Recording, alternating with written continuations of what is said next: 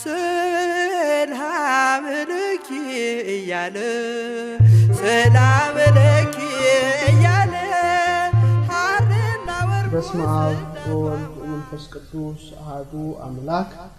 ቡርክት አንቲ እማንስት ከሴቶች ተለይተሽ አንቺ የተባረክሽ ነሽ። እንደ እግዚአብሔር ቸርነትና እንደ እግዚአብሔር መልካም ፈቃድ ዛሬ የምንማማረው የቅዱስ ገብርኤልን ሰላምታ ይሆናል። የቅዱስ ገብርኤል ሰላምታ የሚገኘው በሉቃስ ወንጌል ምዕራፍ 1 ከቁጥር 26 እስከ 37 ድረስ ባለው ኃይለ ቃል ላይ እናገኘዋለን። እንግዲህ ብዙዎቻችን አቡነ ዘበሰማያት አባታችን ሆይ ከሚለው ጸሎት በመቀጠል ሰማይና ምድር የማይወስኑትን አምላክ 9 ወር ከ5 ቀን በማህፀኗ የተሸከመች ኪሩቤልና ሱራፌል በፍርሃትና በረዓድ ሆነው ዙፋኑን እየተንቀጠቀጡ የሚሸከሙትን ጌታ በጀርባዋ ያዘለች በክንዷ የታቀፈች ፍጥረታትን ሁሉ በዝናብ አብቅሎ በፀሐይ አብስሎ የሚመግበውን መጋቢ ዓለማት ጌታን የድንግልና ጡቶቿን የመገበች የእናታችን የቅድስት ድንግል ማርያምን ክብር የሚገልጥ ቅዱስ ገብርኤል የተናገረውን ሰላምታ ሁላችንም በጸሎት ጊዜ እናነሳዋለን። ታዲያ ይህ ጸሎት ምስጢር ምንድነው? ሐተታው ምንድነው? ትርጓሜው ምንድነው? የሚለውን እንደ እግዚአብሔር አምላክ ቅዱስ ፈቃድ ከቅዱስ ወንጌል አጣቅሰን ከሊቃውንት አበው አመስጥረን እንማማራለን። ለአባቶቻችን ለቅዱሳን ሰማያዊ ምስጢርን የገለጠ ልዑል እግዚአብሔር ምስጢሩን ጥበቡን ማስተዋሉ እንዲገልጥልን ቅዱስ ፈቃድ ይሁንልን። ጸሎታችንን ስንጀምር በግዕዙ ቋንቋ በሰላም ቅዱስ ገብርኤል መልአክ ኦ እግዝእትየ ማርያም ሰላም ለኪ፣ ወደ አማርኛ ሲመለስ እመቤቴ ማርያም ሆይ በመልአኩ በቅዱስ ገብርኤል ሰላምታ ሰላም ልሻለሁ ብለን ምስጋናችንን ጀምረናል። የሉቃስ ወንጌል ምዕራፍ 1 ቁጥር 26 ላይ እንደምናነበው ገብርኤል ከእግዚአብሔር ዘንድ እንደተላከ ወንጌላዊ ሉቃስ ጽፎልናል። እንግዲህ ቅዱስ ገብርኤል ከልዑል እግዚአብሔር ዘንድ ከተላከ የተገለጠለትም ምስጋና ከእግዚአብሔር ዘንድ ነውና ሰማያዊ ስለሆነ ቅዱስ ገብርኤልን መስለን ለቅዱስ ገብርኤል ሆነን እናታችን ቅድስት ድንግል ማርያምን ለማመስገን ተዘጋጅተናልና እመቤቴ ማርያም ሆይ በመልአኩ በቅዱስ ገብርኤል ሰላምታ ሰላም እልሻለሁ ብለናታል። ቅዱስ ገብርኤልን ገብርኤል ብለን ሳንል ቅዱስ ብለነዋል። ምክንያቱም ከሰባቱ ሊቃነ መላእክት አንዱ ነው። ለዘካርያስ በሉቃስ ወንጌል ምዕራፍ 1 ቁጥር 19 ላይ ተገልጦ አነ ውእቱ ገብርኤል ዘእቀውም ቅድመ እግዚአብሔር፣ እኔ በእግዚአብሔር ፊት የምቆመው ገብርኤል ነኝ ብሏልና በእግዚአብሔር ፊት በባለሟልነት ያለ መልአክ ብርሃናዊ መልአክ ከሰባቱ ሊቃነ መላእክት በሁለተኛነት ያለ ነውና ገብርኤል ሳንል አክብረን ቅዱስ የሚለውን ቃል ጨምረንለታል። ለዚህ ነው አባ ሕርያቆስ በቅዳሴ ማርያሙ ላይ ምን ይላታል? ወሶበሬ ንጽሕናኪ ለሊሁ እግዚአብሔር አብ ፈነወ ሀቤኪ መልአኮ ብርሃናዊ ዘስሙ ገብርኤል። እሱ እግዚአብሔር አብ ቅሉ ንጽሕናሽን ባየ ጊዜ ስሙ ገብርኤል የሚባል ብርሃናዊ መልአክ ወደ አንቺ ላከ ብሎ ተርታ መልአክ አይደለም ከሰባቱ ሊቃነ መላእክት አንዱ ሊቀ መላእክት የሆነ መልአከ ጽልመት ሳይሆን መልአከ ብርሃን ነውና መልአኮ ብርሃናዊ መልአክ ብሎ የቅዱስ ገብርኤልን ክብር አንስቶታል።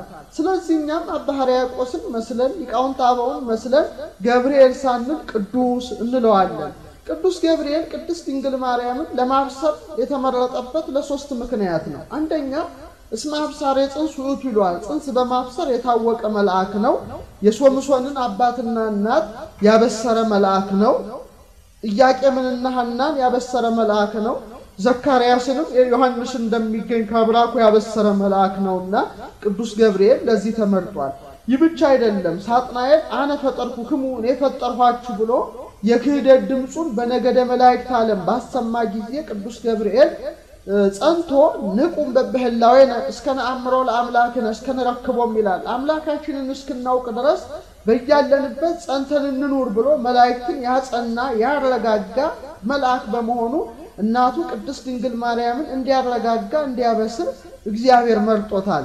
ወበእንተዝ ደለው ለገብርኤል ከመይጹር ዜናሃ ለማርያም እንዲለው አብሳሬ ትስብእት ሆኖ ድንግል እመቤታችንን ለማብሰር ተመርጧል።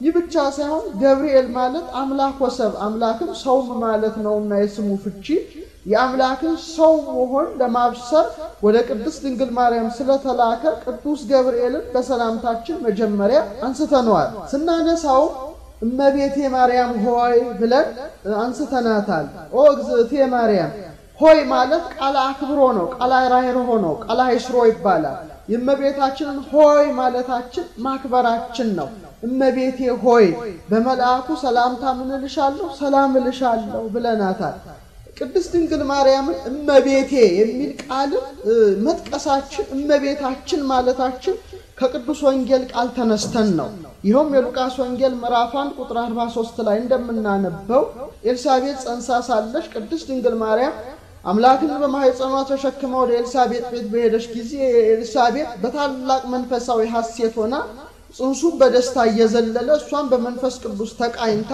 ተመልታ የጌታዬ እናቱ ወደኔ ትመጪ ዘንድ እኔ ምንድነኝ ብላለች የጌታዬ እናቱ ብላ እመቤትነቷን መስክራለች ለልማዷ አገልጋይ ወደ እመቤቱ ትሄዳለች እንጂ እመቤት ወደ አገልጋዩ አትሄድም አንቺ የጌታዬ እናቱ እመቤቴ ስትሆኚ ማለቷ ነው እንዴት ወደኔ ቤት ትመጫለሽ ብላ በትህትና መልሳላታለች በመጽሐፍ ቅዱስ ላይ እመቤት የተባሉ ብዙ ሴቶች አሉ ለምሳሌ በዘፍጥረት 16:4 ላይ ሳራን የአጋር እመቤት ይላታል እንደገና በሁለተኛ ነገሥት ምዕራፍ 5 ቁጥር 3 ላይ የሶርያው መኮንን የኑዕማንን ሚስት እመቤት ይላታል ከእስራኤል ሀገር ለመጣችው ብላቴና ማለት ነው እንደገና በሐዲስ ኪዳንም በሁለተኛ ዮሐንስ መልእክት ምዕራፍ 1 ቁጥር 5 ዮሐንስ ወንጌላዊ የመኳንንቱን ልጅ የምታሳድገው ሮምናን እመቤቴ ይላታል እነዚህ ሁሉ እመቤት መባላቸው ሳራ የአብርሃም ሚስት በመሆኗ ያቺም እመቤት መባሏ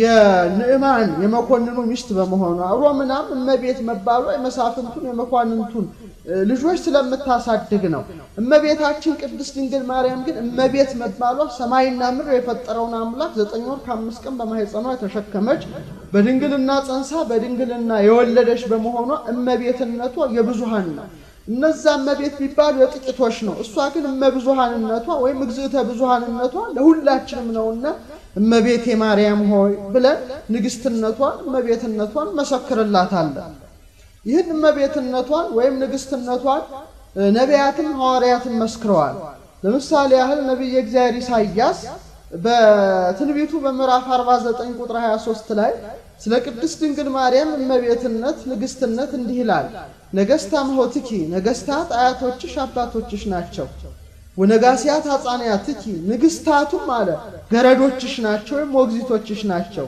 ወይ ሰግዱ ለኪ ውስጥ ተገጸምር ግንባራቸውን ዝቅ አድርገው ምድር አስነክተው ይሰግዱልሻል ወይ ልህሱ ጸበለ እግርኪ የግርሽንም ትቢያ ይልሳሉ ብሎ የሁሉም እመቤት መሆኗ ፍጥረት ሁሉ በፊቷ እንደሚማለልላት እመቤት የተባሉት ሁሉ በሷ አንፃር ሲታዩ ሞግዚቶች ወይም ገረዶች መሆናቸውንና የአክብሮት ስግደትን እንደሚሰግዱላት ማን ተናገረ ነብይ እግዚአብሔር ኢሳይያስ መሰከረ ለዚህ ነው እነ ዳዊት በመዝሙር 44 ቁጥር 9 ጀምሮ ንግስቲቱ ወርቀ ዘቦ ግምጃ ደርባ ደራርባ በቀኝ ትቆማለች በማለት በንጉስ ክርስቶስ ቀኝ ንጽሐ ስጋ ንጽሐ ነፍስ ንጽሐ ልቡናን ገንዘብ አድርጋ ለምልጃ የምትቆም ንግስት እመቤታችን እንዳለችና ወለገጽኪ ይትመሐለሉ በማለት ዝቅ ብሎ በፊትሽ ይማለላሉ ገጽ ረድኤትሽን ለማግኘት የምድር ባለጠጎች አህዛብ በመላ ብሎ ፍጥረት ሁሉ እንደሚማለል እመቤቱ መሆኗን እንደሚመሰክርላት ማን ተናገረ ዳዊት ተናግሯል ስለዚህ ከዳዊትም ከኢሳይያስም አብነት ነስተን እመቤቴ ብለን ጸሎታችንን ጀምረናል እሷም በአንድ እናት በኤልሳቤጥና በአንድ መልአክ በቅዱስ ገብርኤል ብቻ ተመስግና እንደማትቀር እመቤት ናትና በፍጥረት ሁሉ አንደበት ትመሰገናለችና በሉቃስ ወንጌል ምዕራፍ 1 ቁጥር 48 ላይ እነሆ ከዛሬ ጀምሮ ትውልድ ሁሉ ብፅዕት ይሉኛል በማለት ትውልደ ሴም ትውልደ ካም ትውልደ ያፌት ያመነ ትውልድ ሁሉ ብፅዕት ንድ ክብርት እንደሚላት እመቤትነቷ እንደሚመሰክር ስለተናገረች እኛም ይህንን አብነት አድርገን እመቤቴ ብለን ምስጋናችንን ጀምረናል ስለ እመቤትነቷ ነቢያት ብቻ ተናግረው አልቀሩም ሐዋርያትም አስተምረዋል ታላቁ አባት ዮሐንስ በራእዩ በምዕራፍ 12 ቁጥር 1 ላይ እንዲህ ይላል ወአስተራ የተአምራቢ በውስተ ሰማይ ነው በሰማይ ውስጥ ወይም በሰማይ ላይ ታላቅ ምልክት ታየ ደገኛ ምልክት ታየ በእሲትን ተትለብስ ፀሐይን ተጎናጽፋ ወርታ የተገረያ ጨረቃን ከግሮቿ በታች ተጫምታ ወዲበረሳኒ አክሊል ዘአሰርቶ ክሌቱ ከዋክብት በራሶቿም ላይ 12 አክሊል ያለበት ዘውድ ተቀዳጅታ ተመለከትኩ ብሎ የእመቤታችንን ክብር መስክሯል እሱም አህዛብን በትሩ ቀጥቅጦ የሚገዛውን ወንድ ልጅ ወለደች በማለት በበትረ ስልጣኑ ሁሉን የሚገዛው ክርስቶስን የወለደች ቅድስት ድንግል ማርያም ኢሳይያስ እግዚአብሔር ምልክት ይሰጣቸዋል ብሎ የተናገረላት በምዕራፍ 7 ቁጥር 14 ላይ ደገኛ ምልክት አያት። ፀሐይን ተጎናጸፈች፣ ጨረቃን ተጫማች፣ ከዋክብትን ደፋች። ይኸው የሰማይና የምድር ንግስት መሆኗን ያጠይቃል፣ ወይም እመቤት መሆኗን ያጠይቃል። የዚህ ዓለም ንግስታት ካባ ላንቃ ደረቡ እንጂ ፀሐይን መጎናጸፍ አልቻሉም። የዚህ ዓለም ንግስታት የወርቅ ጫማ ጠለቁ እንጂ ጨረቃን መጫማት አልተቻላቸውም። የዚህ ዓለም ንግስታት የወርቅ የዕንቁ ዘውድ ደፉ እንጂ ከዋክብትን መድፋት አልተቻላቸውም። ስለምን ቢሉ ንግስትነታቸው ምድራዊ ነው። እሷ ግን የሰማይና የምድር ንግስት ናትና የቀን ጌጥ ፀሐይን ተጎናጽፋ የሌሊት ጌጦች የሆኑትን ጨረቃን ተጫምታ ከዋክብትን ደፍታ ዮሐንስ ተመልክቷታል። ምሁራኖች ይህ የእመቤታችን ፀሐይን መድፋት ታላቅ ምልክት ይለዋል። በእውነት ያስደንቃል። የዓለም ጠበብቶች ወይም ምሁራን ፀሐይ ከመሬት 1,300,000 ጊዜ ትበልጣለች ብለው በጥናታቸው ያስቀምጣሉ። 1,000,000 መሬቶች ቢጨፈለቁ አንድ ፀሐይ ያወጣቸው። ለዚህ ነው ከምድር እስከ ሰማይ ያለው ርቀት 150 ሚሊዮን ኪሎ ሜትር ይገመታል። ከዚህ የተነሳ ፀሐይ አነስ ብላ ትታያለች እንጂ ብዙ ሚሊዮን መሬቶች ቢጨፈለቁ አንድ ፀሐይ ያወጣቸዋል። ፀሐይ ከመሬት መራቋ ብትቀርብ ኖሮ ፍጥረት ሁሉ በግለቷ ይቃጠል ነበር። እናችን ፀሐይ ድንግል ማርያም ተጎናጽፋ ጨረቃን ጫማው አድርጋ ከዋክብትን ደፍታ ዮሐንስ አይቷታል። እመቤታችን ፀሐይን ተጎናጸፈች ሲባል ሊደንቀን አይገባም። እሷ የተጎናጸፈችው ፀሐይ ዘኢያዕርብ የማይጠልቅ ፀሐይ የተባለ ብርሃነ ቅዱሳን ነቢየ እግዚአብሔር ይእታምረ ይሰርቅ ለክሙ ፀሐይ ጽድቅ የእውነት ፀሐይ ይወጣላቸዋል ብሎ የመሰከረለት እውነተኛውን ፀሐይ አማናዊ ፀሐይ ወልደ እግዚአብሔር ክርስቶስን በማኅፀኗ ተሸከመች፣ ግን አልተቃጠለችም። ፀሐይ ፊት መቅረብ የሚያቃጥል የሚያቀልጥ የሚያከስም ከሆነ እሷ ደግሞ የፀሐይን ፈጣሪ በጀርባዋ ማዘሏ በማኅፀኗ መሸከሟ በጣም ክብሯ ታላቅ ስለሆነ ነው ታላቅ ምልክት በሰማይ ታየ ብሎ ክብሯን የገለጠ። ለዚህ ነው እነ ቅዱስ ኤፍሬም ከዚህ በመነሳት ብርሃንኪ ያቢን ብርሃነ ፀሐይ ብርሃንሽ ከፀሐይ ብርሃን ይበልጣል በማለት ደገኛ ክብሯን የመሰከሩላት። ለዚህ ነው እመቤቴ ማርያም ብለን እመቤትነቷን ንግስትነቷን በመናገር የጀመርነው። እመቤት ስለመባሏ በእኛ ዓለም ብቻ ሳይሆን በአጸደ ነፍስ ባሉ ቅዱሳንም ዘንድ እመቤት ተብላ ትመሰገናለች።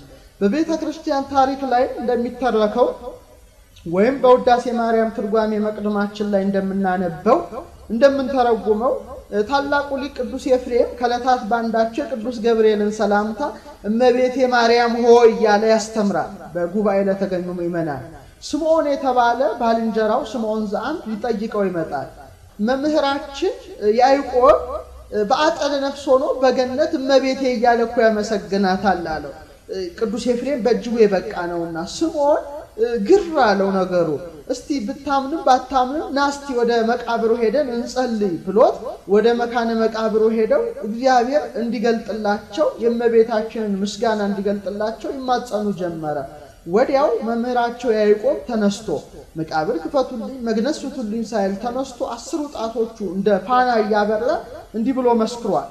በሕይወቴ ብለኪ ሰላም ለኪ ኦ ቅድስት ድንግል ከመ ስምዖን ዘአምድ ወድኅረ ሞቴ እሰይብሉኪ ወይወድሱኪ ኩሉ አይጽምቴ ሰላም ለኪ ኦ እግዝእቴ ቅድስት ድንግል ከመ ኤፍሬም ለባህዊ በሕይወቴ እያለሁ እንደ ስምዖን ዘአምድ ሰላም እልሻለሁ፣ ከሞትኩኝ በኋላ መላው ሰውነቶቼ ሳይቀሩ እንደ ኤፍሬም እመቤቴ ይሉሻል ብሎ እመቤት ብሎ በገነት እንደሚያመሰግናት ገልጦላቸው ተመልሶ አርፏል። ስለዚህ በአጸደ ነፍስም በአጸደ ስጋም ያለን ሁሉ እመቤትነቷን መግለጥ ተገቢ ነውና እመቤቴ ማርያም ሆይ ብለን ምስጋናችንን ጀምረናል። ለዚህ ነው ታላቁ ሊቅ ቅዱስ ያሬድ በድጓው ላይ ይቤልዋ ነቢያት ወሐዋርያት ናስተበጻኪ እሙ ለሰማያዊ ንጉሥ ነቢያትም ሐዋርያትም የሰማያዊ ንጉሥ እናቱ ንዕድ ክብርት እንልሻለን እያሉ ያመሰግኗታል ብሎ በአጸደ ነፍስ የጌታዬ እናቱ ብለው እንደ ኤልሳቤጥ እንደሚያመሰግኗት ስለተናገረ እመቤቴ ሆይ ብለን ምስጋናችንን ጀምረናል። በመልአኩ ሰላምታ ሰላም እልሻለሁ አልናት። መልአኩ ሰላም እንዳላት እኛም ሰላም ማለት ተገቢ ነው። ኤልሳቤጥ ሰላም እንዳለቻት እኛም ሰላም ማለት ተገቢ ነው። መልአኩን መስለን ኤልሳቤጥን መስለን ትውልድ ሁሉ ንዕድ ክብርት ይላታልና ሰላምታ ስለሚገባት ሰላም እንልሻለን እንላታለን። እግዚአብሔር አክብሯታል። ሰላም ብንላት ክብር የሚጨመርላት ባንላት የሚቀነስላት ሆኖ ሳይሆን ቃለ ወንጌልን በማመናችን በረከተ ቅዱሳንን የኤልሳቤጥን በረከት ያገኘችውን በረከት በመንፈስ ቅዱስ የመመላት በረከትን ስለምናገኝ ሰላም እንላታለን። እሷስ ንዕድ ክብርት ስለመባሏ በነቢያት በሐዋርያት በቅዱሳን አበው ስለመክበሯ ስለመግነኗ ታላቁ ሊቅ ማኅቶተ ቤተ ክርስቲያን ቅዱስ ያሬድ በዝማሬው ላይ እንዲህ ይላታል። ማኅበረ ቅዱሳን ያውዱኪ ማለት የቅዱሳን አንድነት ይከብሩሻል። ሐዋርያት ወነቢያት ይወድሱኪ ወያኩቱኪ ነቢያት ሐዋርያት ያመሰግኑሻል ፈጽሞ ያከብሩሻል። እስመ ኪያኪ ሐር ለታይካው ከመትኩንዮ ማኅደረ እርሱ ጌታ አንቺን ለእናትነት ለእልፍኙ መርጦሻልና። መላእክት ይኬልሉኪ መላእክት ይጋርዱሻል። ጻድቃን ይባርኩኪ ጻድቃን ያመሰግኑሻል። አበው ይገንዩ ለኪ ወይሰግዱ ለንግሥኪ ዘይልሱ ጸበለ እግርኪ አባቶችም ያገለግሉሻል የእግርሽን ትቢያ እየላሱ ለክብርሽ ይገዛሉ በማለት ታላቁ ሊቅ ቅዱስ ያሬድ አመስግኗታል አወድሷታልና ሰላም በማለታችን ቃለ ወንጌልን ማመናችንን ያጠይቃልና ሰላም እልሻለሁ እንላታለን።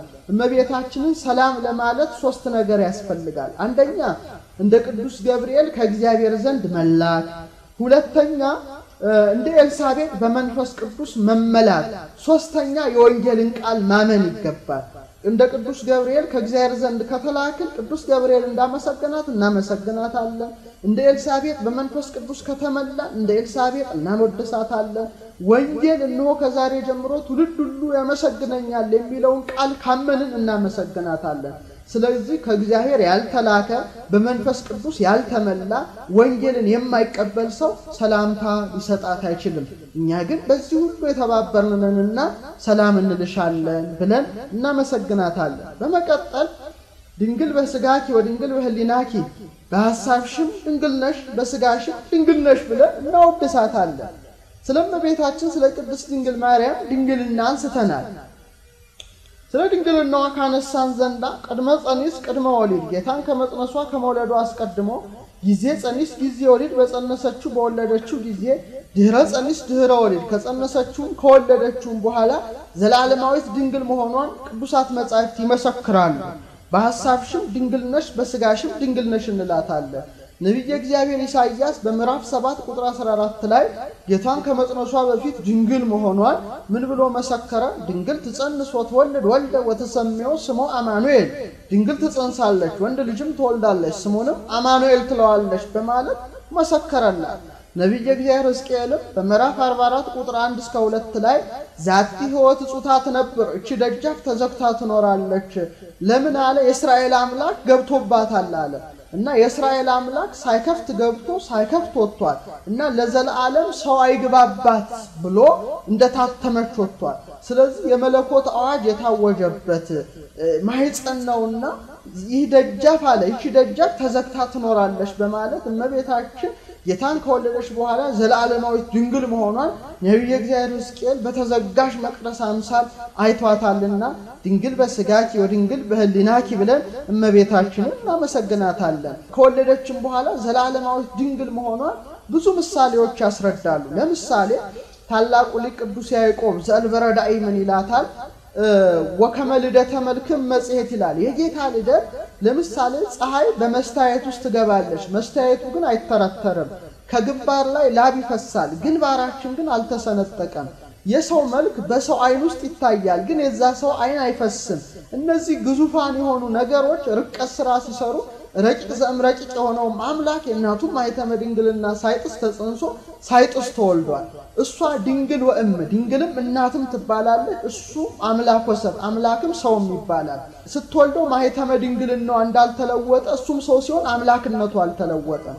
ከመትኩን መርሃይተ ለሃይማኖት አባይ ቅዱስ ዮሐንስ አፈወርቅ የእመቤታችን ዘላለማዊ ድንግልናዋ የእምነት የደገኛው እምነት መሪ ነውና ብሎ እንደመሰከረ ዘላለማዊት ድንግል ስለሆነች ድንግልም እናትም ናትና በሐሳብሽም ድንግል ነሽ በስጋሽም ድንግል ነሽ እንላታለን።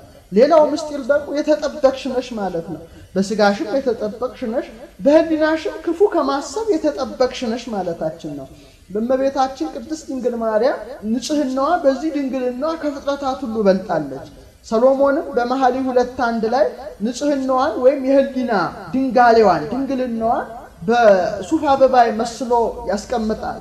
ወከመ ጽጌ ደንጎላት በማእከለ አስዋክ በሾህ መካከል እንዳለ የሱፍ አበባ እንዲሁ ወዳጄ አለ በቆነጃጅት መሐከል ናት ይላል። ያቺ የሱፍ አበባ ዙሪያዋን እሾህ ከቧት እያለች እንድታብብ እንድታፈራ ቅድስት ድንግል ማርያምን ኃጢአት እንደሾ በከበባቸው በዕብራውያን ሴቶች መሐከል እያለች ብቻዋን ከሐሌው ከማሰብ ከነቢብ ከመናገር ከገቢር ከመስራት ኃጢአት ተቆጥባ በሃይማኖት በምግባር በንጽህና በቅድስና በድንግልና ጸንታ የሕይወት ፍሬ አምላክን አፍርታ ተገኝታለችና ይህ ድንግልናዋ የህሊናዋ ድንግልና በሱፍ አበባ አስመስሎ አስቀምጧታል። ለዚህ ነው ሰሎሞንም ደግሞ በመኃልየ 4:7 ላይ አልብኪ ነውር ወዳጄ ሆይ ሁለንተናሽ ውብ ነው ነውርም የለብሽ በማለት የድንጋሌ ህሊናዋን ነገር ያነሳል። በመሆኑም ቤተክርስቲያን ይህን የቅዱሳት መጻሕፍትን ምስክር አብነት አድርጋ በሐሳብሽም ድንግል ነሽ በስጋሽም ድንግል ነሽ ትላታለች። ታላቁ ሊቅ አባ ጊዮርጊስም በሕማማት ሰላምታው ላይ እንዲህ ይላታል። ተደንግሎ ስጋ ወነፍስ ለባህቲ ትኪ ኮነ አመኒ በጎል ወለድኪ ጻነ ይረሳ ወይ ማሰነ ሰላም ለኪ። አው ተደንግሎ ስጋ ወነፍስ ለባህቲ ትኪ ኮነ በህሊናና በስጋ መደንገል ለብቻሽ ሆነ። ሰላምታ የተገባሽ ማርያም በስጋና በነፍስ መደንገል ለብቻሽ ሆነ። ይረሳው ማሰነ ልጅም በወለሽ ጊዜ ማኅተመ ድንግልናሽ አልተለወጠም አልተዳደፈም በማለት ቅድመ ጸኒስ ቅድመ ወሊድ ጊዜ ጸኒስ ጊዜ ወሊድ ድህረ ጸኒስ ድህረ ወሊድ ድንግል መሆኗን መስክሯልና በሐሳብሽም ድንግል ነሽ በስጋሽም ድንግል ነሽ ካል በኋላ ትልቅ ጸሎትን እግዚአብሔር ጸባኦት ሰላም ለኪ ያሸናፊ እግዚአብሔር እናቱ ሰላምታ ላንቺ ይገባሻል እንላታለን። ይህን ነገር የተናገረው ታላቁ መልአክ ቅዱስ ገብርኤል ነው። ይኸውም የእግዚአብሔር እናት እንደምትሆን በሉቃስ ወንጌል ምዕራፍ 1 ቁጥር 35 ላይ እንዲህ ይላታል። እንድፎኑ እንደምን ስትለው መንፈስ ቅዱስ ይመጽእ ላዕሌኪ መንፈስ ቅዱስ ባንቺ ላይ ይመጣል ወኃይለሉ ሊጸልለኪ የልዑልም ኃይል ይጸልልሻል ይጋርድሻል ዘኒት ወለደ እምኔኪ ቅዱስ ውእቱ ካንቺ የሚወለደውም ቅዱስ ቅዱስ ቅዱስ ተብለው ከሚመሰገኑት ከሦስቱ አካል አንዱ አካል ነው። ወይስ ስም ወልደ እግዚአብሔር የልዑል እግዚአብሔር ልጅ ይባላል በማለት አምላክ ወልደ አምላክ መሆኑን መስክሮ መጨረሻ ላይ እንደው ወአልቦ ማይለቅት ለመንግስቱ ፍጻሜ የለውም በማለት አልፋና ኦሜጋ ቀዳማዊ ማዕከላዊ ዳህራዊ አምላክን በድንግልና ጸንሳ እንደምትወልድ አብስሯታል። ስለዚህ የባህሪ አምላክን በመውለዷ ያሸናፊ እግዚአብሔር እናት ተብላ ተመስግናለች። አምላክነቱን መጻሕፍት ያስረዳሉ እግዚአብሔርነቱን። ኢሳይያስ በምዕራፍ 9 ቁጥር 6 ላይ ሕፃን ተወልደለነ ሕፃን ተወልዶልናል ወልድ ተወበለነ ወንድ ልጅም ተሰጥቶናል አለቅነት በጫንቃው ላይ ይሆናል ስሙም ድንቅ መካር ኃያል አምላክ ይለዋል። ኃያል አምላክ የዘላለም አባት የሰላም አለቃ ይለዋል። ኃያል አምላክን የወለደች በመሆኗ እግዚአብሔር ጸባኦት ተብላለች ያሸናፊ እግዚአብሔር እናቱ። ዮሐንስም በአንደኛ ዮሐንስ መልእክቱ ምዕራፍ 5 ቁጥር 20 ላይ ልጇን እውነተኛ አምላክ ይለዋል። ስለዚህ እውነተኛ እግዚአብሔርን በጽንግልና ጸንሳ የወለደች በመሆኗ እግዚአብሔር ጸባኦት የሰራዊት ጌታ እግዚአብሔር እናቱ እንላታለን። የእግዚአብሔር እናትነቷ በእጅጉ ይረቃል ይደንቃል። እስቲ ጠለቅ ብለን ወደ ሰፊው ምስጢር እንግባ። በምስጢር ሰረገላ ውስጥ መመላለስ ይገባናል። ኢሳይያስ በምዕራፍ 66 ቁጥር 1 ላይ ከተናገረው ኃይለ ቃል ተነስቼ ስለ እግዚአብሔር እናትነቷ በአድናቆት የተነገረውን ሰማያዊ ምስጢር እናገራለን። ምን ይላል?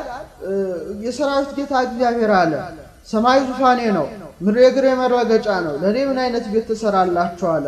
እንግዲህ እግዚአብሔርን የሚወስን ነገር ጠፍቷል። እግዚአብሔር ሰማይ ዙፋኔ ነው አለ ምድር የእግሬ መረገጫ ነው አለ። እውነት ነው። ለእግዚአብሔር ከጽርሐ አርያም በላይ ዙፋኑ ከበርባሮስ በታች ጥልቀቱ ከአድማስ እስከ ናጌብ ስፋቱ ከምስራቅ እስከ ምዕራብ ርዝመቱ አንለውም። ሁሉን እግዚአብሔር ይወስናል እንጂ እግዚአብሔርን የሚወስን የለም። እግዚአብሔር ግን ምን አይነት ቤት አለኝ ብሎ ይጠይቃል። እውነት ግን እግዚአብሔር ቤት አጥቶ ሲኖር ቤት የሆነችው ቅድስት ድንግል ማርያምን አግኝቷል። ሀገር የሆነችው እናቱን አግኝቷል። ለዚህ ነው ሰማይ ዙፋኔ ነው አለ። ማህፀኗን እንደ ዙፋን አድርጎ 9 ወር ከ5 ቀን ተቀምጦባታል። ዳግሚት ሰማይ ሁለተኛይቱ ሰማይ ተብላለች። ምድር የእግሬ መረገጫ ናት አለ። 9 ወር ከ5 ቀን እግሩ ተረግጧታል። ስለዚህ ሰማይና ምድር የማይችለውን አምላክ በማህፀኗ በመቻሏ እግዚአብሔር ጸባኦት ተብላለች። እነ ቅዱስ ያሬድ ይህን ምስጢር በመያዝ በአድናቆት ሆነው እንዲህ ይሏታል። ለምሳሌ ታላቁ ሊቅ ቅዱስ ያሬድ በአድናቆት ሆኖ ሰማይ ወምድር ዘያገምሮ እፎ እንጋ ማህፀነ ድንግል ጾሮ ሰማይ ምድር የማይችለውን አምላክ ምንኛ የእመቤታችን ማህፀን ቻለው ይላል። ጥያቄ ነው። መልስ ግን ማን ሊሰጠው ይችላል? እውነት ነው። ሰማይና ምድርን በመሃል እጁ ተይዘው ሳሉ በማኅፀኗ ተኝቶ ነፋሳትን ያነፍሳል፣ ብርሃናትን ያመላልሳል፣ የዓለም ወንዞችንና ውቅያኖሶችን ሁሉ ያፈሳል። ግን በማኅፀኗ ተኝቷል። የእግዚአብሔር ሀገሩ ይላታል ዳዊት። ነኪር ነገሩ በእንቲአኪ ሀገረ እግዚአብሔር፣ የእግዚአብሔር ከተማው ያንቺ ነገር ልዩ ነው አለ። የእግዚአብሔር ከተማ ተብላለች። እሷ ደግሞ በጠባብ ማኅፀኗ ተሸክመዋለች። ይህ እጹብ ድንቅ ይባላል እንጂ ቃላት ሊገልጡት አይቻልም። እና አባ ጊዮርጊስም በተለይ በድርሰቱ ላይ ምን ይላል? ከርሰ ድንግል ይላል አቤ ወተልዓለም አየራት ወተሰብሐም ሱራፌል ወኪሩቤል። የድንግል ማኅፀን ከአየራት በለጠ፣ በኪሩቤል በሱራፌል ዘንድም ተመሰገነ። ከርሰ ድንግል ኮነ ታቦተ ወማኅደረ ለእግዚአብሔር አዶናይ። የድንግል ማኅፀን አዶናይ ለተባለ ለእግዚአብሔር ማደሪያውን ሆነ በማለት ያሸናፊ እግዚአብሔር እናት ስለመሆኗ በአንክሮ በአድናቆት ሊቁ ይጠይቃል። በሰዓታት ምስጋናው ላይ ደግሞ እንዲህ ይላታል። ጽበተ ከርስኪ ሰፋ ምርህ በሰማይ ወጸዳልኪ አብርሃም እምብርሃነ ፀሐይ። የማኅፀንሽ ጥበት አለ ከሰማይ ስፋት በለጠ፣ የፊትሽም ብርሃን ከፀሐይ ይልቅ አበራ በማለት ፀሐይ ጽድቅ ኢየሱስ ክርስቶስን በማኅፀኗ በተሸከመች ጊዜ ማኅፀኗ እንደ ሰማይ ከሰማይ ይልቅ መስፋቱን ታላቁ ሊቅ አባ ጊዮርጊስ ዘጋስጫ በሰዓታቱ ላይ መስክሯል። ስለዚህ ነው እንግዲህ በቤተ ክርስቲያን መጻሕፍት ምን ይነገራል? አምላክን ጸንሳ ሳለች መላእክት ቅዱስ ቅዱስ ቅዱስ እያሉ ሲያመሰግኑት አንገቷን ዘንበል አድርጋ የመላእክትን ምስጋና ሰምታለች። ወታደል ድንግል ርዕሳ መንገለ ከርሳ ወተሰምዕ ቃለ እመላእክት ከመላእክት እግዚአብሔር ይእቲ ይላታል። እግዚአብሔር እናት እንደመሆኗ አንገቷን ዘንበል አድርጋ የመላእክትን ምስጋና ትሰማ ነበር። ከምን? ከማኅፀኗ። ስለዚህ የማኅፀኗ እግዚአብሔር አምላክን በመያዙ ያሸናፊ እግዚአብሔር እናት ተብላ ተመስግናለች። በዚህም ክብሯ ማኅፀኗ በኪሩቤል ሰረገላ ተመስሏል። በኪሩቤል ሰረገላ መመሰሉ ሊቃውንት አብስረዋል፣ ሊቃውንት ተናግረዋል። ይኸውም በሕዝቅኤል በምዕራፍ 1 ከቁጥር 4 እስከ 28 የሰው ልጅ የሚመስለውን በኪሩቤል ሰረገላ ላይ ተቀምጦ አየሁት ይላል ሕዝቅኤል። ይህ በጣም ይደንቃል። ኪሩቤል ሱራፌልም ዙፋኑን ሲሸከሙ በእሳት ምሰሶ ዙፋኑን ደግፈውታል። ዙፋኑን በእሳት ምሰሶ ደግፈውት ወልደ እጓለእመሕያው በላዩ ላይ ተቀምጧል። እነሱ ዙፋኑን ደግፈውታል እንጂ ዙፋኑን እንኳን መንካት አልቻሉም። ያን በዙፋኑ ላይ ደግሞ ቅዱስ ቅዱስ ቅዱስ እያሉ በፍርሃትና በረዓድ በመንቀጥቀጥ ነው ዙፋኑ የተሸከሙት። ያ በዙፋኑ ላይ የተቀመጠውን አምላክ በማኅፀኗ የተሸከመች፣ በጀርባዋ ያዘለች፣ በክንዷ የታቀፈች በመሆኗ ያሸናፊ የእግዚአብሔር እናት ተብላ ኪሩባዊ ሰረገላ ተብላ ተመስግናለች። እስቲ ሊቁ የጠቀሰውን እንጥቀስ። በዚህም ከኪሩቤል ከሱራፌል ክብሯ መብለጡ ሊቁ ጊዮርጊስ ዘጋስጫ በሕይወተ ብርሃን ላይ እንዲህ ይላታል። አንቲ ተአብይም ኪሩቤል፣ አንቺ ከኪሩቤል ትበልጫለሽ። ወትፈደፍዲም ሱራፌል፣ ከሱራፌልም ትልቂያለሽ። እስመ ሱራፌል ወኪሩቤል በሰረገላ እሳት ይጸውርዎ። ልጅሽን አለ ኪሩቤልና ሱራፌል በእሳት ሰረገላ ይሸከሙታልና። ወበምጽናቲው ዘእሳት ይጼኑ መንበሮ፣ ዙፋኑንም በእሳት ምሰሶ ይደግፋሉና። አንቲሰ ጾርኪዮ በከርስኪ፣ አንቺ ግን አለ ያንን አምላክ በማኅፀንሽ ተሸከምሽው። ወሐቀፍኪዮ በአብራክኪ፣ በጉልበቶችሽም ታቀፍሽው። ወሐዘልኪዮ በዘባንኪ፣ በጀርባሽም አዘልሽው ካለ በኋላ ህየንተ ሰረገላ እሳት አብራክኪ ኮና፣ በእሳቱ ሰረገላ ፋንታ ጉልበቶችሽ ሆኑ አለ። እነዛ የተሸከሙት በሰረገላው ነው፣ እሷ ግን የተሸከመችው በጉልበቶቿ ነው። ህየንተ ምጽናቲው ዘእሳት እደውኪ ኮና፣ በእሳቱ ምሰሶ ፈንታ እደውኪ ኮና፣ እጆችሽ ተተኩ አለ። እነዛ ዙፋኑን የተሸከሙት በእሳት ምሰሶ ነው። እሷ ግን ዓለምን የተሸከመውን ጌታ ሕፃናት ናለ ወርዳቸዋል ብሎ በመሃል እጃቸው እንዲይዙት አናቱን ደግፈዋለችና ይህ ክብሯ እጅግ እጹብ እጹብ ተብሎ ከማድነቅ በስተቀር ምንም ሊባል አልቻለም። ለዚህ ነው እነ ሕርያቆስ ሁሉ በቅዳሴያቸው ላይ ኦ ድንግል ሶበ ኀደረ ውስተ ከርስኪ እሳተ መለኮት፣ ድንግል ሆይ እሳተ መለኮት ጌታ በማኅፀንሽ ባደረ ጊዜ ገጹ እሳት፣ ልብሱ እሳት፣ አካሉ እሳት ነው፣ እንደምን አላቃጠለሽ በማለት እጸጳጦስነቷን የመሰከሩት። በመቀጠል ምን አለ? ሰባቱ የእሳት መጋረጃ በማኅፀንሽ ወዴት ተጋረደ ይላል፣ ወዴት ተዘረጋ ይላል። አይቴኑ ተሰፋ ወዴት እንዴት ይላል። እምገቦኪ በየማን ነው? በቀኝ ጎንሽ ነው ወይስ በግራ ጎንሽ ነው? እንዘንስቲታ ባላንዲ 3 ክንድ ከስንዝር ቁመት ስትሆኝ ይላል። እውነት ነው። ሙሴ ሲና ተራራ ላይ በወጣ ጊዜ እግዚአብሔር በረድኤት ሲገለጥ 7 የእሳት መጋረጃ ተጋርዶ ተራራው ላይ ቆይቶታል። ሙሴም እየተንቀጠቀጠ ነው የገባው። ያን በረድኤት ሳይሆን በእውነት ነው የተገለጠባት በማህፀኗ ላይ ከስጋዋ ስጋን ከነፍሷ ነፍስን ነስቶ የለጽስ በመሆን ጭምር። ስለዚህ ያ ቤት ተተከለ ይላል። ይቀጥላል። መንበር ኪሩቤል ዘያንጸባርቅ ወዘያውዶ ነደ እሳት አይቴኑ ተተከለ በውስተ ማህፀንኪ። ያ ኪሩቤል እነ ኢሳይያስ ያዩት እነ ሕዝቅኤል ያዩት አይን የሚበዘብዝ አወበሩ ሻኩራው ነደ እሳት የሚሆን የኪሩቤል ዙፋን በማህፀንሽ ወዴት ተተከለ ይላል። እንዘ ንእስት መርዓት አንቲ ታናሽ ሙሽራ ስትሆን በማለት አድንቋልና ይህንን በማሰብ ህሊናው እንደሚደክም ከገለጠ በኋላ ይህን ነገር አቅቶት ወደ ቀደመ አኗኗሩ እንደሚመለስ ሊቁ በቅዳሴው ጠቅሷል። ስለዚህ ይህን ነገር በአንክሮ በአድናቆት ሆነን እናልፈዋለን እንጂ ልንመረምረው ስለማንችል የአሸናፊ እግዚአብሔር እናቱ ሰላምታ ላንቺ ይገባል በማለት ሰላምታውን ብቻ በመናገር አለፍን። በመቀጠል ቡሩክት አንቲ እምአንስት ወቡሩክ ፍሬ ከርስኪ ከሴቶች ተለይተሽ የተባረክሽ ነሽ የማህፀንሽ ፍሬ ቡሩክ ነው ብለን እናመሰግናታለን። ይህን ቃል ከሴቶች ተለይተሽ የተባረክሽ ነሽ የሚለውን ቃል በሁለት ወገን ተሰምቷል። አንድ በመልአክ ሁለተኛ በቅድስትና። መልአኩ ቅዱስ ገብርኤል በሉቃስ ወንጌል ምዕራፍ 1 ቁጥር 28 እንደተጻፈ ከሴቶች ተለይተሽ የተባረክሽ ነሽ ሲላት ኤልሳቤጥ በመንፈስ ቅዱስ ተቃኝታ እንደገና ቡሩክት አንቲ እምአንስት ከሴቶች ተለይተሽ የተባረክሽ ነሽ በማለት እንደገና ልጇን ወቡሩክ ፍሬ ከርስኪ የማህፀንሽ ፍሬ ቡሩክ ነው ብላ ደግማለች። ቁጥር 42 ላይ እናነበዋለን። እስቲ ከሴቶች መለየቷን ስናነሳ ስለ ሴቶች መመኪያነቷን አንስተን ማለፍ ይገባል። እመቤታችን የሴቶች ሁሉ መመኪያ ተብላለች። ታላቁ ሊቅ ቅዱስ ያሬድ ምን ይላታል?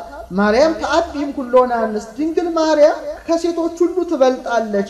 ምክሆን ለደናግል፣ የደናግል መመኪያ ናት። ወተፈደፍድ ይእቲ በንጹም ሱራፌል፣ በንጽህናዋ ከሱራፌል ይልቅ በንጽህና ትበልጣለች ትልቃለች ይላታል። እና ለሴቶች መመኪያ መባሏ እንዴት ነው? ከሴቶች ተለይተሽ የተባረክሽ ነሽ ስላላት ይኸውም 5500 ዘመን ያህል ረጅሙን ዘመን ወንዶች በሴቶች ላይ ይታበዩ ነበረ፣ ይመኩ ነበረ። በተለይ አዳም ሔዋንን ስላስገኘ ወንዶች ሴቶችን እኛ ከእናንተ እንበልጣለን ይሏቸዋል። እንዴት ይላሉ ሴቶች? ሔዋን ከአዳም ተገኘች እንጂ አዳም እኮ ከሔዋን አልተገኘም እያሉ ሲመኩባቸው ይኖሩ ነበረ። ይህ ብቻ ሳይሆን በእናንተ ምክንያት ከርስታችን ከገነት ወጥተናል ብለው ርስት እንኳን ሳያካፍሏቸው ይኖሩ ነበር። ይህም በዲና ታውቋል። እመቤታችን ደግሞ ጌታን ያለ አባት ወለደች። ከዚህ በኋላ የሴቶች መመኪያነቷ ታወቀ። ሊቁ ዮሐንስ አፈወርቅ እንዲህ ይላል። በከመ አውፅአ ብእሲ ብእሲተ እንበለ ብእሲት ብእሲት እኔ አውፅአት ብእሲ እንበለ ዘርአ ብእሲ ከመ ትፍድዮ ለብእሲ ድሃ ለሔዋን። ወንድ የተባለ አዳም ሴት የተባለች ሔዋንን ያለ ሴት ሲያስገኝ ቅድስት ድንግል ማርያም ደግሞ የሔዋንን ብድራት ትከፍል ዘንድ ጌታን ያለ አባት ወለደችው። ስለዚህ የሴቶች እኩልነት ታወቀ ይላል እና የሴቶችን እኩልነት ያወቅንባት የሴቶች መመኪያ ናት። ግን እንዲህ ስንል እመቤታችን መመኪያ ያልሆነችው የለም። ሊቁ ቅዱስ ኤፍሬም በልደት ድርሳኑ ላይ እንዲህ ይላል። ቅድስት ድንግል ማርያም ድንግል በመሆኗ የደናግል መመኪያ ናት አለ። እናት በመሆኗ ደግሞ ለወለዱት ሁሉ መመኪያ ናት አለ። ስለዚህ ነው ቅዱስ ገብርኤል እነዚህን ምስጢራት ሁሉ በማጠቃለል ቡርክት አንቲ እምአንስት ከሴቶች ተለይተሽ አንቺ የተባረክሽ ነሽ ይላታል። ብዙ ምስጢርን ማንሳት ይቻላል። ሶስቱን ነገሮች እንመልከት ከሴቶች መለየቷን። አንድ እናትነትን ከድንግልና ድንግልናን ከእናትነት አስተባብራ በመገኘቷ ከሴቶች ሁሉ ትልቃለች። ዓለም ከተፈጠረ ጀምሮ እናት ሆና ድንግል፣ ድንግል ሆና እናት የምትሆን የለችም። ሁለቱ ተቃራኒ ነገሮች ናቸው። የፍጥረት ይከለክላቸዋል። ቅድስት ድንግል ማርያም ግን እናትነትን ከድንግልና ድንግልናን ከእናትነት ጋር አስተባብራ በመገኘቷ ከሴቶች ሁሉ በመብለጥ የተፈጥሮን ሕግ ሁሉ በእርሷ ላይ እንዳይሰራ ሆኗል። ስለዚህ ከሴቶች ተለይተሽ አንቺ የተባረክሽ ነሽ ይላታል። እንደገና ደግሞ አገልጋይነትን ከእናትነት ደርባ መገኘቷ ይህ በጣም ረቂቅ ነው። ሁላችን የማን አገልጋዮች ነን? የልጁ አገልጋዮች ነን። የልጇ ደግሞ የጸጋ ልጆቹ ነን። እኔ ኢየሱስ ክርስቶስ ባሪያ ይሁዳ፣ እኔ ኢየሱስ ክርስቶስ ባሪያ ጳውሎስ፣ እኔ ኢየሱስ ክርስቶስ ባሪያ ያዕቆብ እያሉ ጽፈዋል። እሷም የማን አገልጋይ ናት ስንል የእግዚአብሔር አገልጋይ ናት። መልአኩን ምን አለችው? እኔ እግዚአብሔር አገልጋዩ ነኝ፣ እንደ ቃል ይደረግልኝ አለችው። እኔ አገልጋዩ ለእርሱ እናትነት ካበቃኝ ይሁንልኝ ብላ ተቀብላለች ቃሉን። እና እናታችን ድንግል ማርያም አገልጋይ ብቻ ሳትሆን እናቱ ለመሆን ችላለች። ይሄ በጣም የሚገርም ጸጋ ነው። ለዚህ ነው እነ ቅዱስ ያሬድ እንዘ አመቱ ሞረሰያ አገልጋዩ ስትሆን እናቱን አደረጋት በማለት ያከበሩት ዓለምን ለሚገዛ ዓለም ለሚገዛለት ጌታ እሷ እናቱ ተብላ የመመስገን ጸጋ ተሰጥቷታል። ከሴቶች ተለይተሽ አንቺ የተባረክሽ ነሽ፣ ፈጣሪዋን የወለደች ጌታዋን የወለደች ድንግል ወለደቶ ለፈጣሪያ ወለሊሁ ፈጠረ ወላዲቶ ድንግል ፈጣሪዋን ወለደች እርሱም እናቱን ፈጠረ በማለት ሊቁ ኤፍሬም በሃይማኖተ አበው ላይ እንዳመሰጠረ ይህ ብቻ ሳይሆን እናትነትን ከወተት ጋር አስተባብራ መገኘቷ ድንግልና ከወተት ጋር አስተባብራ መገኘቷ ይህ ከሴቶች ሁሉ አልቋታል። ደናግልን ቢመግቧቸው በፍጹም ወተት አያስገኙም። እሷ ግን ድንግል ሆና ሳለች ከጡቶቿ ወተት ተገኝተው መጋቢያ ለማት ጌታ መግበውታል። ይህ በጣም ይደንቃል። በእጅጉ ደግሞ ድንግል ታውዛሊ በድንግልና ለፈጽሞ ተአምራቶ መንከራት ይላል ሊቁ በሃይማኖተ አበው። ፍጹም ድንቅ እጹብ የሚል ተአምር ነው። ማን ጠባው ስንል ደግሞ ፍጥረታትን ሁሉ በዝናብ አብቅሎ በፀሐይ አብስሎ የሚመግበውን አምላክ በመመገቧ መጋቢዋን የመገበች ነች። በድንግልና ወተት ማስገኘቷ ብቻ ሳይሆን መጋቢዋንም የመገበች ናት። ለዚህ ነው በመልክዓ ማርያም ላይ ንባቡ ትርጓሜው በአንድምታ ታትሟል። መልክዓ ማርያም እዛ ላይ ምን ይላል? ሰላም ለአጥባትኪ ለውሃዛ ፍጹመ ድንግልናዊ ሐሊበ ውስተ አፈ አምላክ ቅድመ ጡቶቿን ሊቆ ያወድሳል። በቀዳማዊ አፍ ላይ አስቀድሞ የድንግልና ወተትን ላፈሰሱ ለጡቶች ሰላምታ ይገባል በማለት ድንግልናዊ ወተትን ማስገኘቷ እጹብ ድንቅ አሰኝቷልና ከሴቶች ተለይተሽ አንቺ የተባረክሽ ነሽ ካልን በኋላ የማህፀንሽን ፍሬ ቡሩክ ነው። ይሄን የልታነገረች ኤልሳቤጥ ናት። የማህፀንሽ ፍሬ ቡሩክ ነው፣ ምስጉን ነው ማለት ነው። ቡሩክ ነው፣ በፍጥረታት አንደበት የተመሰገነ ነው፣ በመላእክት አንደበት የተመሰገነ ነው፣ በደቂቀ አዳም በሰው ልጆች አንደበት የተመሰገነ ነው። በራእይ ላይ እንደታየው በ24ቱ ካህናተ ሰማይ የተመሰገነ ሕፃናትን በማቴዎስ ወንጌል ምዕራፍ 21 ላይ ቡሩክ ዘይመጽእ በስመ እግዚአብሔር በእግዚአብሔር ስም የሚመጣ ማለት እግዚአብሔር ነኝ ብሎ የሚመጣ ቡሩክ ነው ምስጉን ነው ብሎ የሚያመሰግኑት እሱ ምስጉነ ባህሪ ማለት መርገመ ሥጋ መርገመ ነፍስን የሚያርቅ በረከተ ሥጋ በረከተ ነፍስን የሚያድል ነው ብላ ኤልሳቤጥ መስክራላታለችና ቡሩክት ተብላ ልጇ ኢየሱስ ክርስቶስ ደግሞ ቡሩክ ምስጉን ተብሏል። ቀጥለ የማህፀንሽ ፍሬ ቡሩክ ነው ካልን በኋላ በተለምዶ ጸጋን የተመላሽ ወይ ደስ ይበልሽ እንላለን። ይህ ግን ሙሉ ቃል አይደለም። መልአኩ ጸጋን የተመላሽ ፍስሕት ደስተኛይቱ ደስ ይበልሽ ይላታል። እመቤታችን ቅድስት ድንግል ማርያም ሰው ሁሉ ደስታውን አጥቶበት በነበረ ሰዓት እሷ ግን ደስተኛ ነበረች። በጥንተ አብሶ ምክንያት በምልአተ ኃጢአት ምክንያት ሰው ከደስታ ርቆ በነበረበት ሰዓት እሷ ግን በመላእክት ተልእኮ በትንቢተ ነቢያት ደስታን የተመላሽ ናት። ደስ ይበልሽ አለ ደግሞ አምላክን መውለድ የደስታ ሁሉ ፍጻሜ በመሆኑ ነው። ጸጋን የተመላሽ አለ በአዳምና በሔዋን ምክንያት ፍጥረት ሁሉ ከጸጋቸው ተራቁተው በነበረበት ሰዓት እሷ ግን በአዳምና በሔዋን ምክንያት የመጣ በደል ስላላገኛት ጸጋን የተመላሽ አለ እንጂ ወደፊት ይመላብሻል አላለም። በዚህ ትምህርቱ ቅድስት ድንግል ማርያም ከእናቷ ማኅፀን ጀምሮ በንጽህና ጸንታ መኖሯን በጸጋ የተመላሽ መሆኗን አረጋግጦልናልና እኛም እናመሰግናታለን። ብዙ ሊቃውንት ስለዚህ ነገር አመስጥረው ጽፈዋል። ይህን ጸጋ መመላቷል ለምሳሌ ያህል ቅዱስ ያሬድ ምን ይላል በድጓው ላይ? ማርያም እሰተሐቱም ትካት ውስተ ከርሱ ለአዳም ከመባህሪ ጻዳ ማርያምስ ማርያም ግን ከጥንት ጀምሮ በአዳም ባህሪ ውስጥ እንደ ነጭ ዕንቁ ታበራለች ይላል። ይችን ዕንቁ የደፈረሰ ባህር ውስጥ ቢጥሏት ያ ጭቃ አይለውጣትም፣ አብርታ ትታያለች። እመቤታችንን ኃጢአት ባደፈረሰው ጸጋ በራቀው በዚህ ዓለም እያለች ብቻዋን ከኃጢአት በንጽህና ተጠፍቃ በአዳም ባህሪ ውስጥ ስታበራ ንጽሐ ጠባይ ሳያድፍባት ተገኝታለችና ሊቁ ቅዱስ ያሬድ እንዲህ ብሎ አወድሷታል። ታላቁ ሊቅ አባ ጊዮርጊስም ውእቱኬ ጰራቅሊጦስ ዘአቀባ ለድንግልም ከርሰማ ከመይት ጌጊል ዓለም ለዘላለም እንዳትበድል ከእናቷ ማኅፀን የጠበቃት ውእቱኬ ጰራቅሊጦስ መንፈስ ቅዱስ ነው በማለት መንፈስ ቅዱስ ከእናቷ ማኅፀን ጀምሮ እንደጠበቃት የጸጋ መራቆት ስላላገኛት ቅዱስ ገብርኤል ጸጋን የተመላሽ ደስተኛይቱ ሆይ ደስ ይበልሽ ካለ በኋላ እግዚአብሔር ካንቺ ጋር ነውና ይላታል። እግዚአብሔር ካንቺ ጋር ነው አላት። በጣም የሚገርም ነው። ሰዎች ከእግዚአብሔር ርቀው በነበረ ሰዓት ጥንቱኑ ግን እግዚአብሔር ከእርሷ ጋር ስለነበረ እግዚአብሔር ካንቺ ጋር ነው አለ። ሰው ሁሉ ከእግዚአብሔር ተለይቶ ያን ያጣነውን እግዚአብሔርን በአካል አገኘንባት። ስትወልደው ስሙ ማ ተባለ? አማኑኤል ተባለ። አማኑኤል ማለት ዘበትርጓሜው እግዚአብሔር ምስሌነ እግዚአብሔር ከኛ ጋር ሆነ ማለት ነው። የማቴዎስ ወንጌል ምዕራፍ 1 ቁጥር 23 ላይ እግዚአብሔር ከኛ ጋር ሆነ ለመባል ምክንያት የሆነችን እግዚአብሔር ምስሌኪ እግዚአብሔር ካንቺ ጋር ነው ተብላ ጥንቱኑ በቅዱስ ገብርኤል የተመሰገነችው ቅድስት ድንግል ማርያም ናት። አሁንም ከወልዳ ጥንቱኑ ከሷ ጋር ነበረ። በድንግልና ጸንሳ በድንግልና ወለደችው። በቤተልሔም ግርግም ወለደችው። የድንግልና ጡቶቿን አጠባችው። በጀርባዋ አዘለችው። በክንዷ ታቀፈችው። እንደገና ከቤተልሔም ጀምሮ ወደ ግብጽ አብራው ተሰደደች። እንደገና አብራው ተመለሰች። አብራው በስመነ ስብከት ነበረች። ከቤተልሔም ቀራንዮም ነበረች። እግዚአብሔር ካንቺ ጋር ነው አለ። እሷም ከእግዚአብሔር አልተለየችም፣ እግዚአብሔርም ከሷ አልተለየም። ለዚህ ነው እግዚአብሔር ካንቺ ጋር ነውና ብሎ ቅዱስ ገብርኤል የተናገረው። ቀጥሎ በመጨረሻ ላይ ሰአሊ ወጸልይ ምሕረተ ሀበ ፍቁር ወልድኪ ኢየሱስ ክርስቶስ ከመ ይስረይ ለነ ኃጣውኢነ ከተወዳጁ ልጅሽ ከኢየሱስ ክርስቶስ ዘንድ ለምኝልን ኃጢአታችንን ይቅር ይለን ዘንድ ለዘላለሙ አሜን ብለን ጸሎታችንን እንዘጋለን። እመቤታችንን ለምኝልን ይላታል ሊቁ። እውነት ነው፣ መለመን አግባብ ነውና የእናት ልመና ይላሉ ሊቃውንት ፊት አያስመልስ አንገት አያስቀልስ። ይህን ቃል ቅዱስ ገብርኤል ተናግሮታል። በሉቃስ ወንጌል ምዕራፍ 1 ላይ እንደምናነበው ከቁጥር 8 ጀምሮ እስመ ረከብኪ ሞገሰ በኀበ እግዚአብሔር ማርያም ሆይ በእግዚአብሔር ፊት አለ ባለሟልነትን አግኝተሻልና ይላል። ባለሟልነትን ሞገስን አግኝተሻል።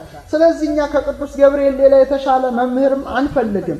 በእግዚአብሔር ሲል ባለሟልነትን አግኝታለችና ከእግዚአብሔር ዘንድ ለምኝልን። ምክንያቱም የመወደድ የመፈራት የባለሟልነት ግርማ ከእግዚአብሔር ዘንድ የተሰጣት ስለሆነች በእግዚአብሔር ሲል ባለሟልነትን አግኝተሻልና ለምኝልን ብለን እንለምናታለን። ደግሞ የተወደደው ልጅሽ ነው ምንላት። ተወደዋለች፣ ይወዳታል፣ በሰው ዘንድ የተወደደ ነው። ይህ ፍቅራቸው የእናትና ልጅ ፍቅር እጅግ ምጡቅ ነው። ከቤተልሔም ግርግም እስከ ቀራንዮ ኮረብታ ድረስ ያልተለየ ፍቅር ነው። ለዚህ ነው በጣም ይወዳታል፣ በጣም ተወደዋለች። በእናትና በልጅ መሃል ያለው ፍቅር በጣም ጥልቅ ነውና እናቱን በመጨረሻው ሰዓት አማላጅ ተሆነን ዘንድ ለማንም ሳይሆን ለዮሐንስ ሰጥቶታል። ረድ ዘያፈቅሮ ዮሐንስን የሚወደው ደቀ መዝሙር ይለዋል። እቺ ውድ እናቱ ለማንም አሰጥም። ሰው ሊሞት ሲል የመጨረሻ ውድ ስጦታው ለሚወደው ሰው እንደሚሰጥ ክብር ይግባውና የክብር ባለቤት የባህሪ አምላክ ልጇን የመጨረሻ በቀራንዮ አደባባይ ላይ የሰጠን ስጦታ እሷ ናት። ይኸው እመቤታችን የትም ሳይሆን ቀራንዮ ላይ ነው የተገኘችው። ሁሉም ሲሸሹ ዮሐንስ ግን በታማኝነት ቀራንዮ አደባባይ ድረስ ተገኘ። ያን ጊዜ እነኋት እናት ይለዋል። ናያምከ ዮሐንስ ወንጌል ምዕራፍ 19 ቁጥር እነኋት እናት ወልድኪ ልጅሽ እንሆ ብሎ የመጨረሻውን አደራ ነው የሰጠው። ስለዚህ በቀራንዮ ስር የተቀበልናት እናት ተሆነን ዘንድ ልጆቿን ሆነን ዘንድ ጽኑ ቃልን ከአምላካችን የተቀበልንባት የቃል ኪዳን በመሆኗ ትለምንልን ዘንድ ለኛ ለልጆቿ ሁሉ ጊዜ ርህርህት ናትና ያለማቋረጥ እንለምናታለን። በረከቷ ይደርብንና አንድ ታላቅ ሊቅ እንዲህ ብለው ተናግረዋል። እግዚአብሔር አሉ አይኑን ሲገልጥ የተመለከታት አይኑንም ሲጨፍን ያያት ቅድስት ድንግል ማርያምን ነው ብለው ወርቃማ ቃል ተናግረዋል። ይህ ቃል እጅግ እጹብ ድንቅ ነው። አይኑን ሲገልጥና አይኑን ሲጨፍን እግዚአብሔር መቼ አይኑን ጨፈነ መቼ ገለጠ? እውነት ነው። ታኅሳስ 29 በቤተልሔም ግርግም ስትወልደው ፍጹም ሰው ነውና አይኑን ሲገልጥ ያቀፈችው እናቱ ናት። የምስመው እናቱ ናት። የምታጠባው እናቱ ናት። በፍቅር የምትዳብሰው እናቱ ናት። አይኑን ሲገልጥ የተመለከታት አሉ። አይኑንም ሲጨፍን ያያት ማለታቸው 33 ዓመት ከ3 ወር ቅዱስ ወንጌልን አስተምሮ በቀራንዮ አደባባይ ላይ በተሰቀለ ጊዜ አሁንም እናቱ ነበረችና እነኋት እናቴን አደራ ካለ በኋላ ተጠማው ብሎ ተፈጸመ አለ። ቅድስት ነፍሱን ከስጋው ለየ። አይኑን ጨፈነ፣ አለቀ። አይኑን ሲገልጥ ተመለከታት፣ አይኑንም ሲጨፍን አያት። ይሄ ጽብ ድንቅ ነገር ተከናውኗልና ለምኝልን እንላታለን። ደግሞ ልመናዋ እንደ ቅዱሳን አይደለም። ቅዱሳን ቢለምኑ ወደ አምላካቸው ነው። መላእክት ቢለምኑ ወደ አምላካቸው ወደ ክርስቶስ ነው። እሷን ግን ለምኝልን ብንላት ወደ ልጇ ነው። ይህ ልዩ ያደርጋታል። ለዚህ ነው ቅዱስ ኤፍሬም በሰንበተ ክርስቲያን ላይ ለኪ ደሉ ዘምኩሎሙ ቅዱሳን ትስአሊ ለነ ኦ ምልዕተ ጸጋ ምልዕተ ክብር ምልዕተ ውዳሴ እመቤታችን ሆይ ከቅዱሳን ሁሉ ይልቅ ትለምኝልን ዘንድ ላንቺ ይገባል። አንቲ ተአቢም ሊቃነ ጳጳሳት ሊቃነ ጳጳሳት ያማልዱም ትኝ እንደሆነ ከሊቃነ ጳጳሳት አንቺ ትበልጫለሽ። ወፈድፋደ ትከብሪም ነቢያት ያማልዱም ትኝ እንደሆነ ከነቢያት አንቺ ትከብሪያለሽ። ብኪ ግርማ ራይ ዘአብም ግርማ ሱራፌል ወኪሩቤል ኪሩቤል ሱራፌል ያማልዱም ትኝ እንደሆነ ከኪሩቤል ከሱራፌል ይልቅ የመወደድ የመፈራት የባለሟልነት ግርማ ላንቺ ተሰጥቷል። አንቲ በአማን መካዘ መድነ በእውነት አንቺ የባህሪያችን መመኪያ ነሽ ካለ በኋላ እንድትለምንለት ሰዓሊ ለነ ብሎ ሊቁ ያነሳል እና ለምኝልን እንላታለን። ሌላው ብንለምነው ለምሳሌ ስለ ወዳጆች ብለን ማረን። ለምሳሌ ሙሴ አብርሃምን አስብ ይስሐቅን አስብ ያዕቆብን አስብ ሲል እግዚአብሔር ራራ ይላል። ባለሟሎችን አስብ ነው የተባለው። እሱን ግን ስለምነው እናትህን አስብ ብለን ነውና ለየት ያደርጋታል። ለዚህ ነው አባ ጊዮርጊስ በመጽሐፈ ሰዓታቱ ላይ ወፈድፋደ ሰበንተ ማርያም እምከ እንተ ይትምክተ ዘመድነ በእንተ ማኅፀና ዘጾረከ ወበእንተ ድንግልናሃ ዘይረሳ በጸኒሶትከ ወይማሰነ በወሊዶትከ በእንተ ማኅፀና ዘጾረከ በእንተ አጥዋት ያለህ ጸናከ ወበእንተ አብራክ ያለህ አቀፋከ ይላል። ይልቁኑ ስለ እናትህ ይላል።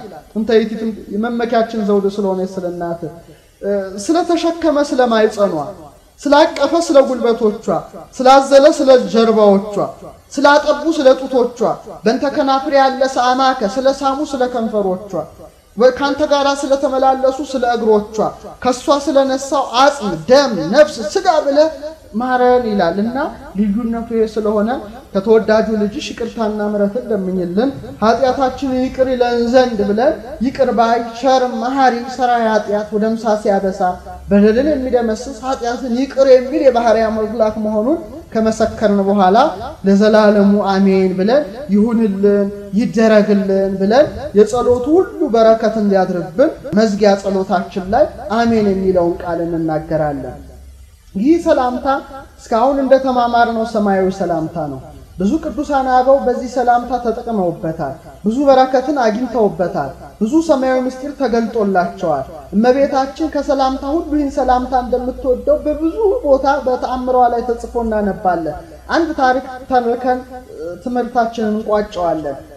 በተአምሯ ላይ እንደተጻፈ በብራና በሚገኘው በትልቁ ተአምሯ ላይ በማኅሌተ ጽጌም ላይ ደጋግሞ እንደተጠቀሰ ዘካርያስ የሚባል አንድ ታላቅ አባት ነበረ። ሮማዊ ነው፣ መልከ መልካም ነው ይላል። ከዕለታት ባንዳቸው ወደ ቤተ ክርስቲያን ይገባል ለመሳለም። በጣም እጅግ ልዩና ውብ አስደናቂ የሆነች የእመቤታችን ስዕል ይመለከታል። ልቡ በፍቅሯ በስዕሏ በእመቤታችን ፍቅር ይማረክና ለእመቤታችን ስዕል ምን ላደርግላት አለ። ወቅቱ አበባ የነበረበት የአበባ ወቅት ስለነበረ በየቀኑ አለ ስለተሳለ 50 የጽጌረዳ አበባ እየቆረጥኩ በእመቤታችን በቅድስት ድንግል ማርያም ስዕል ፊት ሰካለሁ ይላል እና በየቀኑ ይህ ዘካርያስ 50 ጽጌረዳ አበባ እየቆረጠ በእመቤታችን ስዕል ላይ ይሰካና ያስጌጣት ነበረ። በእጅጉ የሚደንቀው እንዲህ ባለ ግብር አበባዋን ያሳመረ በየቀኑ ከቆየ በኋላ የአበባ ወቅት ያልፋልና አበባ የሚያብብበት ወቅት አለፈና ዘካርያስ ያዝናል። ምን ብሎ አዘነ? ሁሉ ጊዜ በእመቤታችን ስዕል ፊት 50 ጽጌረዳ አበባ ሰካላት ነበረ። አሁን ግን አበባ አለፈብኝ ምን ላድርግ ብሎ ሲጨነቅ አንድ ነገር ትዝ ይለዋል። ከአበባ ይልቅ እመቤታችን ቅድስት ድንግል ማርያም የምትወደው የመልአኩ የቅዱስ ገብርኤል ሰላምታ አለና በ50 አበባ ፋንታ 50 ጊዜ የመልአኩን ሰላምታ ለድንግል እናቴ አቀርብላታለሁ በማለት 50 ጊዜ የቅዱስ ገብርኤልን ሰላምታ በየቀኑ እየሰገደ ይጸልይ ጀመረ። ይህ አባት በእንዲህ ያለ ተጋድሎ ከኖረ በኋላ ከዕለታት ባንዳቸው ወደ አንዲት ሀገር ይሄዳል። ወደ አንዲት ሀገር ሄዶ እንዳስለመደው የእመቤታችንን ሰላምታ ሊጸልይ ጫካ ውስጥ በነበረ ሰዓት ሽፍቶች ያገኙታል። እነዛ ሽፍቶች ዘር ገድለው ሊቀሙት ቀስታቸውን አስተካክለው ወደሱ በቀረቡ ሰዓት ዘካርያስ አላያቸውም። ልክ እንዳስለመደው በእመቤታችን ስዕል ፊት በሚሰካው 50 አበባ ፋንታ 50 ጊዜ ቅዱስ ገብርኤልን ሰላምታ ሊጸልይ እጆቹን ወደ ሰማይ ይዘረጋል። ወዲያው እጅግ በሚያስደንቅ ነገር እግዚአብሔር ለወንበዴው ልዩ ምስጢርን ይገልጥለታል። አይኑ ተከፈተ። ቀና ብሎ ሲመለከት ወንበዴው እመቤታችን በታላቅ ግርማ ከሰማይ ስትወርድ የብርሃን ዙፋን ተዘርግቶ የብርሃን ምንጻፍ ተነጽፎ መላእክትን አስከትላ እመቤታችን በዚያ የብርሃን ዙፋን ላይ ተቀምጣ በዘካርያስ ትይዩ ተቀምጣ ማን ይመለከታታል? ወንበዴው ይመለከታታል። ዘካርያስ ይህንን አላየም። ይህንን ያየ ወንበዴው ነውና እንዳስለመደው እመቤቴ ማርያም ሆይ በመልአኩ በቅዱስ ገብርኤል ሰላምታ ሰላም እልሻለሁ ብሎ ዘካርያስ አንድ ስግደትን ሰግዶ ሰላምታዋን ሲያቀርብ ዛሬ ድንቅ ነገር አየው ምንድነው ምሰራው ንገረኝ ብሎ ለዘካርያስን ይጠይቀዋል። ዘካርያስ አራኔ ምንም ምሰራው ነገር የለኝም ድሮ በመቤቴ ስዕል ፊት 50 የጽጌረዳ አበባ በየቀኑ ሰካ ነበረ። አሁን የአበባው ወቅት ሲያልፍብኝ በአበባው ፈንታ እመቤታችን የምትወደውን የቅዱስ ገብርኤልን ሰላምታ 50 ጊዜ ጸልያለሁ አለው። አይ አለው እመቤታችንማ አለው ወንበዴው ምስጋናህን ተቀበለች። አሁን በታላቅ ዙፋን ላይ የብርሃን ዙፋን ላይ ተቀምጣ መላእክት እንደናግልን አስከትላ ስትመጣ በብርሃን ዙፋን ላይ ተቀምጣ በእያንዳንዱ ሰላምታ አንዳንድ የጽጌረዳ አበባ ካፍ እየወጣ እመቤታችን ታቅፋው ባርካ ወደ ሰማይ ስትወጣ ተመለከትኩ ብሎ ነገረው። ከዚህ በኋላ ወንበዴዎችም ሁሉ ምን አሉ? ይህንን ያዩ አይኖቻችን፣ ይህንን የሰሙ ጆሮቻችን፣ ይህን ነገር ያዩ አይኖቻችን ሌላ ክፉ ነገር አያዩም። ይህንን የእመቤታችንን ተአምር የሰሙ ጆሮቻችን ሌላ ነገር አይሰሙም። ባለ በሕይወታችን ልጇ ኢየሱስ ክርስቶስን እናቱ ቅድስት ድንግል ማርያምን ልክ እንደ ዘካርያስ እያመሰገንን እንኖራለን ብለው ወንበዴዎች ሁሉ ንስሐ ገብተው ስጋውን ደሙን ተቀብለው የክርስቶስ አገልጋይ የእናቱ የድንግል ማርያም አገልጋይ ሆነው ቀርተዋል። እና እመቤታችን ይህን የምስጋና አበባ ስለምትወደው ደጋግመን ይህን የመልአኩን ሰላምታ ስንጸልይ እመቤታችን እንደምትባርከን እናምናለን። ለዚህ ነው አባ ጽጌ ድንግል በማሕሌተ ጽጌው ላይ እንዲህ ይላታል። አሃዱ ብእሲ ገዳመ ዘወፈረ ጊዜ ያነብብ ሰላመኪ በከመ ያለምድ ወትረ ንግሥተ ሰማይ ማርያም ወሪደኪ ምድረ እንዘ ትነሺ ማፉ ጽጌረዳ ስባት ስሙረ ተአምረኪ ዘረ ያንከረ። አንድ በረሃኛ ሰው አንድ ተጓዥ ሰው ወደ በረሃ በሚሄድበት ሰዓት አለ ጊዜ ያነብብ ሰላመኪ በከመ ያለምድ ወትረ እንዳስለመደው የቅዱስ ገብርኤልን ሰላምታ በሚጸልይበት ሰዓት የሰማይና የምድር ንግሥት ማርያም ከሰማይ ወርደሽ የምስጋና አበባን ካፉ ስትቀበይ ያየሽ ወንበዴው አደነቀ በማለት ምስጋናዋን ይናገራል። ስለዚህ ይህ ሰማያዊ ምስጋና ብዙ ምስጢርን የያዘ የመልአኩ ሰላምታ ዘላለማዊ ድንግልናዋን፣ ወላዲተ አምላክነቷን፣ ንጽህናዋን፣ ቅድስናዋን፣ ምልጃዋን ሁሉ አካቶ የያዘ ታላቅ ሰላምታ ነውና ይህን ሰላምታ ማወቅ መማር ተምሮም ደግሞ ማመስገን ይገባል። ያስተማረን የመከረን የአባቶቻችን አምላክ ልዑል እግዚአብሔር ስሙ የተመሰገነ ይሁን። ወስብሐት ለእግዚአብሔር ወለወላዲቱ ድንግል ወለመስቀሉ ክቡር አሜን። ሰላም ለኪ እያለ ሰላም ለኪ እያለ ሐርና ወርቁን ስታስማማ የገብርኤል ድምፅ ተሰማ ተሰማ የመልአኩ ድምፅ ተሰማ ተሰማ የገብርኤል ድምፅ